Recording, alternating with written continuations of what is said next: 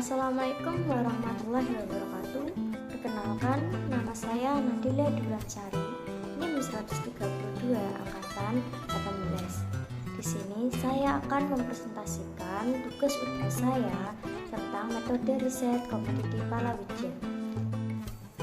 Dalam pembangunan pertanian, sektor hortikultura yang meliputi komoditas sayuran, buah, dan yang lain-lain merupakan salah satu sumber perolehan devisa yang cukup penting bagi perekonomian Indonesia. Nilai ekspor sayuran dan buah-buahan di tahun 1980 sampai tahun 2000 menyumbang sekitar 12-17% nilai ekspor bahan pangan yang dihasilkan oleh sektor pertanian.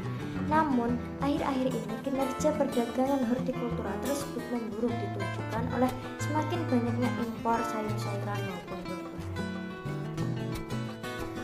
Saya mengambil komoditas palawija dikarenakan di lingkungan tempat tinggal saya rata-rata mata pencariannya adalah sebagai pedagang di pasar, dari pedagang kecil sampai pedagang menengah. Termasuk lingkungan keluarga saya, itu membuat saya mengambil komoditas palawija. Dikarenakan di masa pandemi ini harga mengalami kenaikan maupun mengalami penurunan yang tidak teratur, mengalami keterlambatan pasokan barang tersebut sehingga membuat para pedagang skala kecil harus memutar otak kritis terhadap barang dagangan yang akan dijualnya. Saya akan membahas satu persatu kuesioner yang sudah saya peroleh jawabannya. Yang pertama, komoditas palawija apa yang mereka jual? Rata-rata palawija yang mereka jual adalah sayur-sayuran, buah-buahan, dan bahan pokok dan bahan pangan. Nomor 2, berapakah harga di setiap barang? Bagaimana jika terdapat perbedaan antara toko satu dengan toko yang lain?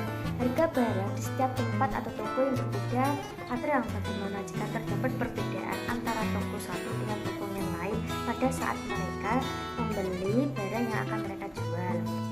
Nomor 3, apakah terdapat sistem pelanggan tetap? Jika bukan pelanggan tetap, apa tidak boleh membeli barang pada toko tersebut? Benar, dalam proses penjual dan membeli terdapat sistem langganan atau pelanggan tetap. Jadi di mana yang tidak termasuk pelanggan itu tidak akan diberikan atau tidak diperbolehkan untuk membeli dengan alasan barang sudah habis atau barang sudah ada yang punya. Padahal barang itu belum ada yang mempunyai. Itulah menjadi permasalahan yang sampai sekarang masih menjadi tradisi turun-temurun, dan jika diperbolehkan pun penjual tersebut akan menaikkan harga dari harga yang awalnya.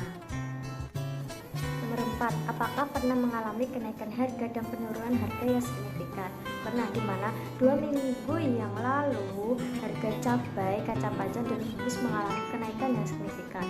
Harga tomat yang awalnya 1.500 per kilo menjadi 8.000 per kilo.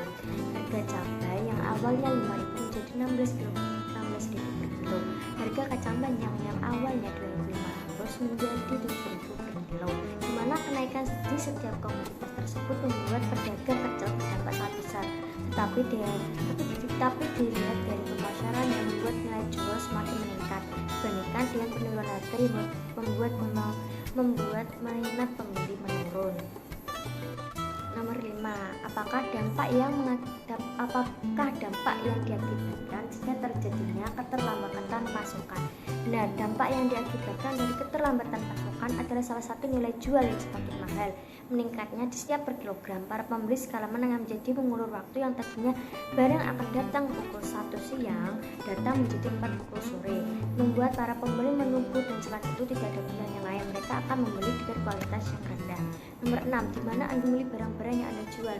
Dalam proses transaksi, pedagang skala menengah membeli barang-barang tersebut di pasar agrobis Babat Lamongan. Jarak tempuh yang dilalui antara 18 km sampai 20 km. Sedangkan untuk konsumen membeli barang kebutuhan di pasar Borobudur Pasilan ataupun kepada para pedagang keliling di setiap desa. Nomor 7, transportasi apa yang Anda gunakan untuk proses membeli barang dan berjualan? Alat transportasi yang biasanya digunakan adalah nomor 7, transportasi apa yang Anda gunakan untuk proses membeli barang dan berjualan? Alat transportasi yang biasanya digunakan adalah pick up pribadi untuk pedagang skala menengah yang jumlah barang yang dibeli banyak, sedangkan skala kecil menggunakan sepeda motor yang dirangkai. Sedangkan untuk para konsumen biasanya membeli dengan menggunakan sepeda pribadi atau naik angkot. Nomor 8, berapa keuntungan yang diperoleh? Di Setiap pedagang mendapatkan keuntungan yang berbeda-beda. Untuk pedagang skala menengah, penghasilan yang mereka peroleh antara 800 sampai 1 juta, sedangkan untuk skala kecil 300 sampai 500 ribu. Apakah pernah mengalami demand jualan yang Anda jual tidak habis? Ya, pernah. Di mana hal tersebut sangat wajar karena persaingan di pasar sangat tinggi. Banyak para penjualan yang sama. Hal itu pun yang menjadi salah satu faktor barang tidak